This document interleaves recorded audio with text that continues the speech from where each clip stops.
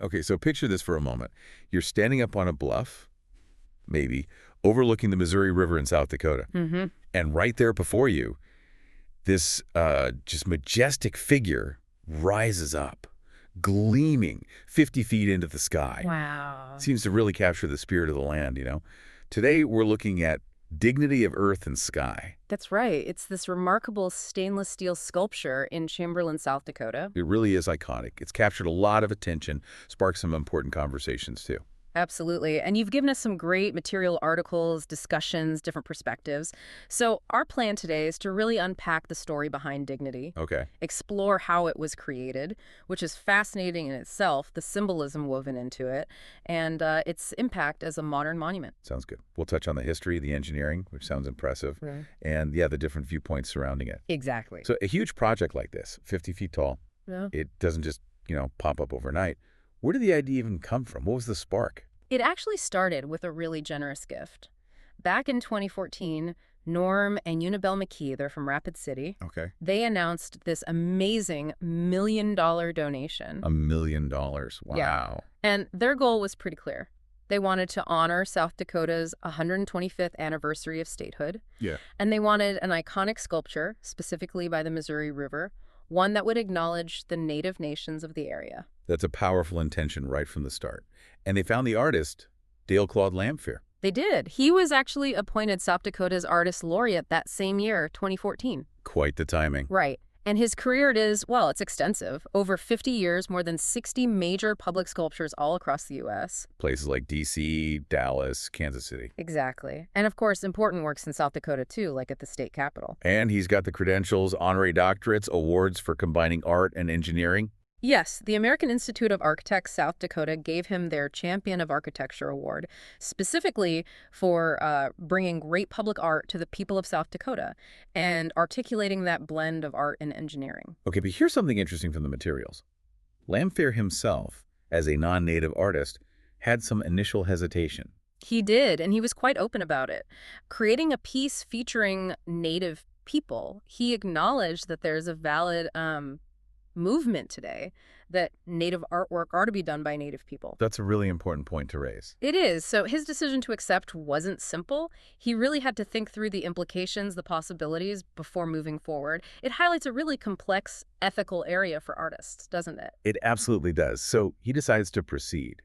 How do you even start to translate that kind of idea, that cultural weight, into something so massive? What was the process? Well, it was very methodical. He started with drawings, then moved to sculpting a clay maquette. Maquette, like a model. Exactly, a small-scale model, 1/8 scale, very detailed. And the final 50-foot sculpture is a direct translation of that model. And who did he model the figure after? That's interesting, too. He didn't want to represent one specific person. Instead, he worked with 3 Native women from Rapid City as models. Oh. Yeah, one older, one middle-aged, one a teenager. His aim was, as he put it, to distill the essential characteristics and elements of their countenance and movement. So capturing an essence, not just a likeness. Precisely. And where did this actually get built? The notes mentioned a ranch. Yeah, the location sounds pretty unique. It took shape at an isolated worksite on the Spirited Winds Tatanka Ranch. Tonka, Buffalo. Yep, near the Cheyenne River east of Rapid City. Imagine this high-tech sculpting process happening amidst buffalo, hay bales, tractors. I think there were even peacocks wandering around. That's quite the image, a very South Dakota setting for creating this major artwork. It really is. And he had a fantastic team, his dream team, as he called them. Right, the welder, Tom Tropel. Worked with him for decades. 3 decades, yeah. Absolutely crucial. Plus other sculptors like Jim Marr, Andy Roltgen, Grant Standard. And even a car paint expert Yeah.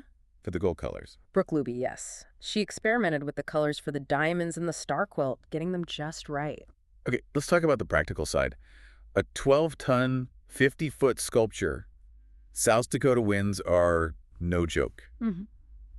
How did they make sure Dignity would, stay standing? That's where the engineering aspect really comes in. Albertson Engineering from Rapid City was vital. Okay. They had to calculate how to handle those strong winds that are just, common there. So what was the solution? Part of it involved the design itself. There are openings, gaps through the quilt where those diamond shapes hang. Those aren't just for looks. They help manage the wind load, let the wind pass through. It makes the sculpture part of the environment, as Lamphere said. That's clever. Engineering solving an artistic challenge. Exactly. But beyond the size and the clever engineering, the real heart of this piece is the symbolism, isn't it? What's the most important symbolic element here? Without a doubt, it's the star quilt she holds. Okay, tell us about that. Well, the pattern itself is based on an old style, an 1850s two-hide dress. And it features 128 of those stainless steel blue diamond shapes we mentioned. And the star quilt itself, that's deeply significant in Native American cultures, right? Oh, profoundly so. It's a symbol of respect, of honor, admiration. It's often given as a gift for major life events. Like births. Yes, when a child is born, it can symbolize their connection to the stars, their ancestors, and also for significant accomplishments, achievements. It's a way of honoring someone within the community. That adds such a beautiful layer. Yeah. And it's translating something like a quilt, which implies softness and pattern, into steel, while still giving it life. How did they manage that? That's another really neat design element. Those 128 diamond shapes, they're slightly offset. Okay. And they're designed to actually move, to flutter in the wind like an aspen leaf, is how Lamphere described it. So it creates movement, a rippling effect. Exactly. It gives this huge, solid sculpture a sense of dynamism.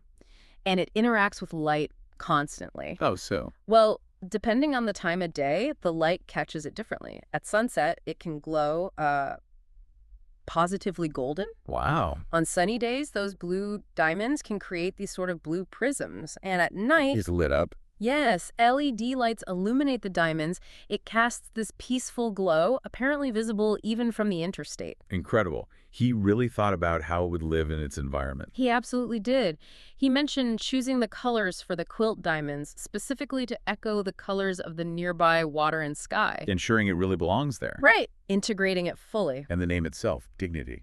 That wasn't the original name. No, the working title was apparently Of Earth and Sky, which is nice, but Dignity. it was suggested by the donors, the McKees, and Lamphere felt it captured more. He said it speaks more fully of the real wholeness and beauty of the Great Plains area. And he wanted the work to live up to that name. Absolutely, to reflect the name that it has of dignity.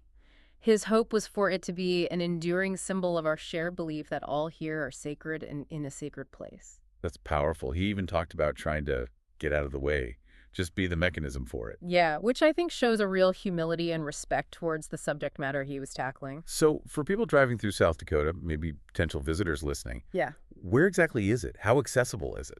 It's in a prime spot, really visible, right off Interstate 90. That's the main east-west highway through the state. Yeah.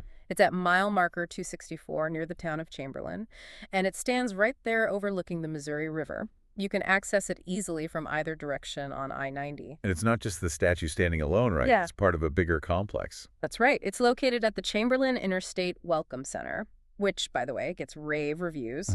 People call it the best rest stop in SD, maybe in the U.S. High praise for a rest stop. Well, it apparently also has information about the local native tribes and history, which complements the statue nicely.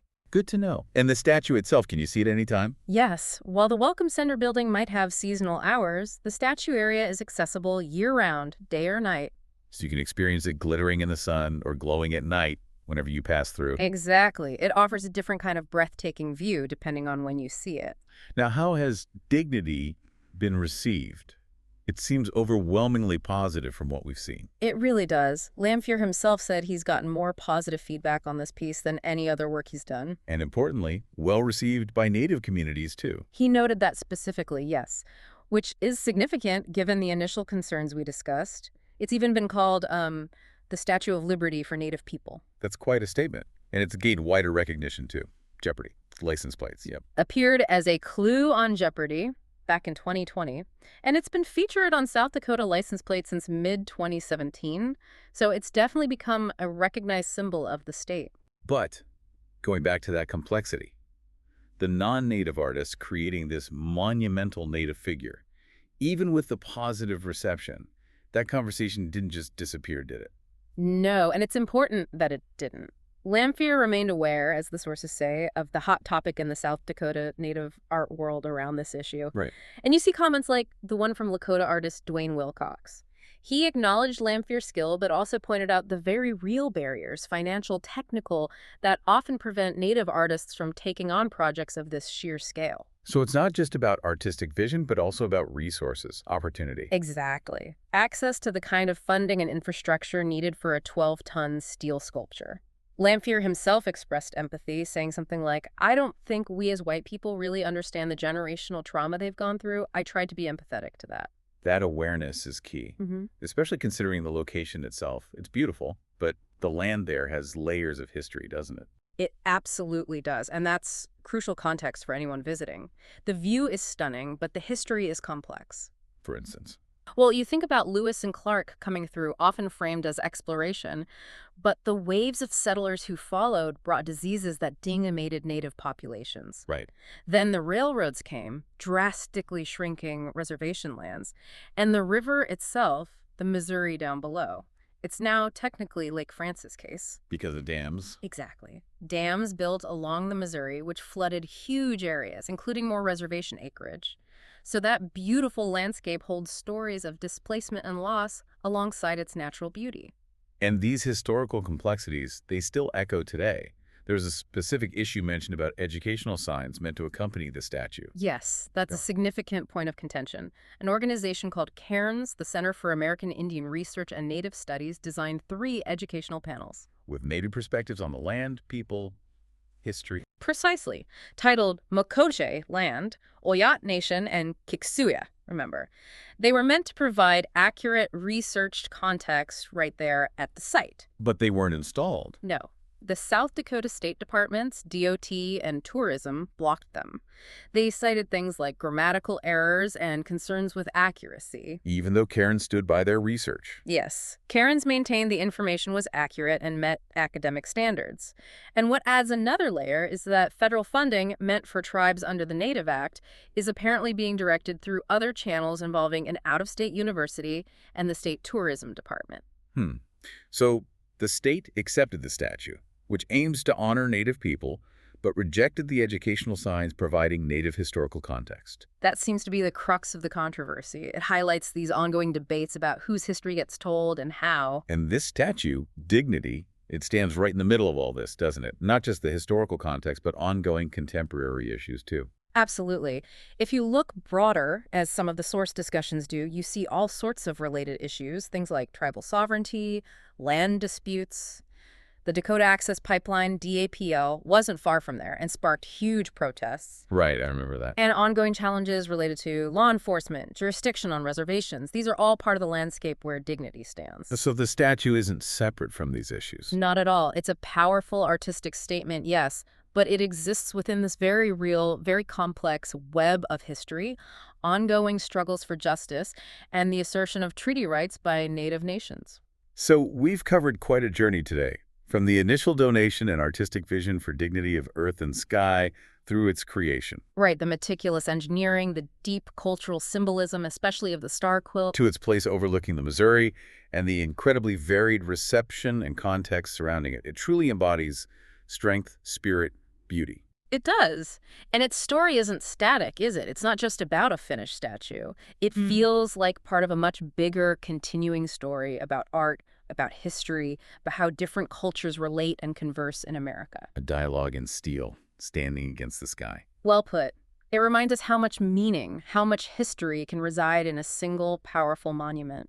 So for everyone listening, as you think about Dignity of Earth and Sky, this incredible figure standing so proudly amidst all this history, all these ongoing conversations, what does its presence make you want to learn more about? What questions does it spark for you about the rich, resilient cultures it seeks to honor?